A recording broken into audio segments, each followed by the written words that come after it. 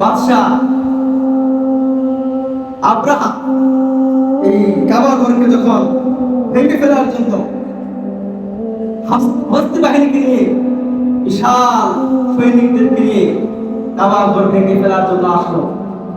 ইতিহাস আমাদের সকলে জানা আছে। 570 খ্রিস্টাব্দে এমনের একজন গভর্নর, যার নাম ছিল আব্রাহা, এই আব্রাহা তার হস্তি বাহিনীকে নিয়ে, বিশাল সৈনিকদেরকে নিয়ে কাবা ঘর ভেঙে ফেলার জন্য ইচ্ছা করলো। আল্লাহর ঘর হেফাজত করছেন কে? আল্লাহ। ওই ঘর যিনি হেফাজত করছেন, আমাদের দ্বিতীয় কিবলা, প্রথম কিবলা বাইতুল মুকাদ্দাস, সেটাকে হেফাজত করবেন কে? আল্লাহ। কারণ এটা হচ্ছে আমাদের কিবলা, প্রথম কিবলা বাইতুল মুকাদ্দাস। এই বাইতুল্লাহ শরীফকে ভেঙে ফেলার জন্য যখন এমনের বাদশাহ, গভর্নর বাদশাহ আব্রাহা হস্তি বাহিনীকে নিয়ে, বিশাল সৈনিকদেরকে নিয়ে আসতেছিল, সে কাবা, মক্কা শরীফ, মদিনা শরীফে প্রবেশ করা তো দূরের কথা, মক্কা মদিনা থেকে 3 মাইল দূরে মিনা মুজদালিফা নামক যে জায়গাটুকু আছে, এর মধ্যবর্তী স্থানে তাদেরকে আল্লাহ পাক চিরতরে ধ্বংস করে দিয়েছেন আবাবিল পাখির মাধ্যমে। সে মাধ্যমে আবাবিল আসলে পাখির নাম না, আবাবিল অর্থ হচ্ছে ঝাঁকে ঝাঁকে পাখি। আল্লাহ পাক পাখি পাঠিয়েছিলেন, এই পাখির মাধ্যমে ক্ষুদ্র একটি মাখলুক, সেই মাখলুকের দ্বারা সেই বিশাল হস্তি বাহিনীকে, বাদশাহ আব্রাহাকে চিরতরে শেষ করে দিয়েছেন। এজন্য মসজিদ বিদ্বেষীদেরকে আল্লাহ পাক পৃথিবীতে বেশি দিন বাঁচতে দেন না। যারা মসজিদ বিদ্বেষী হয়, যারা দ্বীন বিদ্বেষী হয়, এরা পৃথিবীতে যেখানে থাকুক না কেন পদে পদে অসম্মানী। এই জন্য প্রিয় ভাইরা, মসজিদের দিকে, মাদ্রাসার দিকে, দ্বীনের প্রতি আমাদের সকলের মহব্বত থাকতে হবে। আল্লাহ পাক সেই বাদশাহ আব্রাহাকে কিভাবে ধ্বংস করলেন, এর জন্য একটি সূরা নাযিল করেছেন, সূরা ফিল।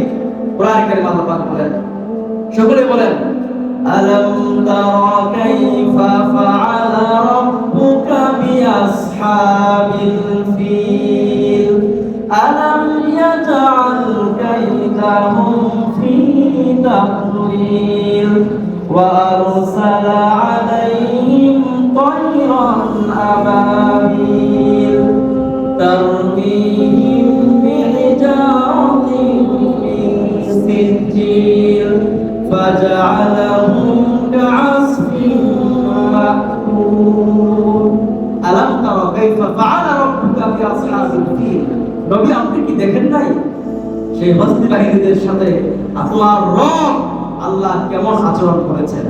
আলাম তারা, দেখেন নাই কি আপনি আপনার রব কেমন আচরণ করেছেন? কি আচরণ করেছেন সেই প্রশ্ন করে উত্তর আল্লাহ দিয়ে দিচ্ছেন।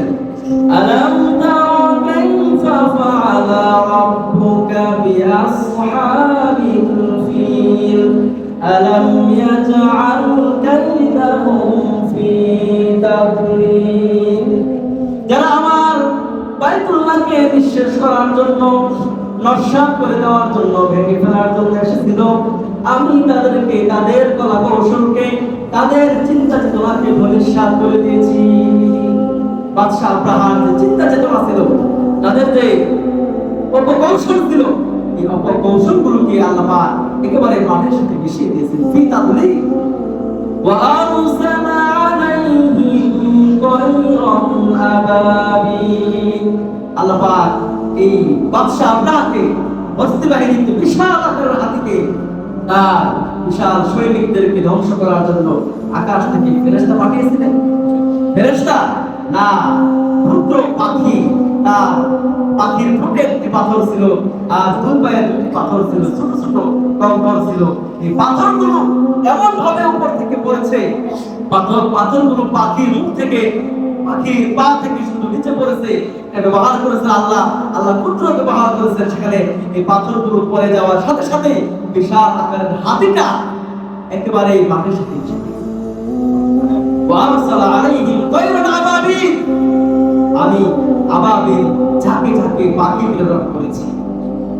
তারমিহিম বিহিজারাতিন মিন সিজ্জিল, এই পাখিগুলো তাদের ঠোঁট থেকে, তাদের পা থেকে 3টা পাথর নিক্ষেপ করেছে, পাথরের কঙ্কর নিক্ষেপ করেছিল।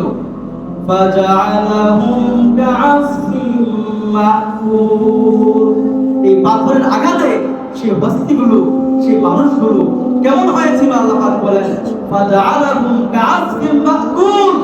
তোমরা যে খাবার খাও, খাবারটা মুখে চাবানোর পরে বাহিরে একবার রাখার পরে দেখবেন খাবার আস্তা আছে নাকি উপরে চূর্ণ বিচূর্ণ হয়েছে, কেমন হয়ে যায়।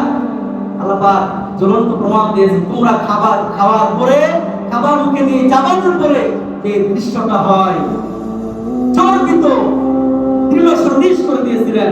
মুখে চাবানোর পরে খাবারের যে দৃশ্যটা, সেই দৃশ্য করেছিলেন, অর্থাৎ একেবারে বস্তি বাহিনীদেরকে, সৈনিকদেরকে, বাদশাহ আব্রাহাকে একেবারে চর্বিত বস্তুর মতো, মানুষ, গবাদি পশু কোন জিনিস চাবানোর উপরে যেমন তার অস্তিত্ব খুঁজে পাওয়া যায় না, আমি সেই মানুষগুলোদেরকে, হাতিদেরকে, বাদশাহ আব্রাহাকে মাটির সাথে এমনভাবে মিশিয়ে দিয়েছিলাম। কার ক্ষমতা? আল্লাহ। আল্লাহ।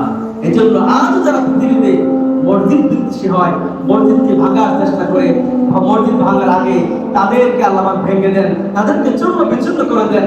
আল্লাহর ঘরকে যেমন আসে তেমনই থাকবে।